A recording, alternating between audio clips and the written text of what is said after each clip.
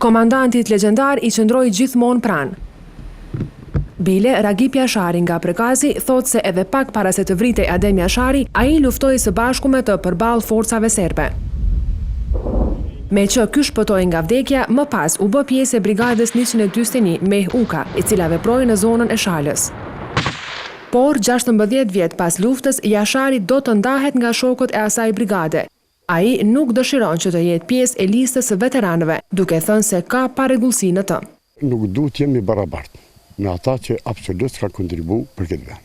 Edhe du më të rjekës, du me hi një kësh me ta. Ish luftari i UÇK-s thot se u adin edhe emrat e atyre që janë futur në listën e veteranëve pa merit.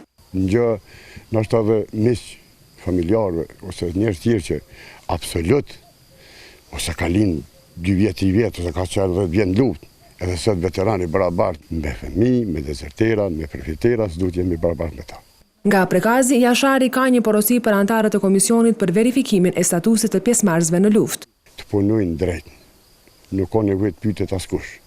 Çdo njeri që kemi qenë luftë e dim shokën që ka qenë pranë neve, apo grupin. E statusin e veteranit në brigadën 141 e kanë fituar 791 persona.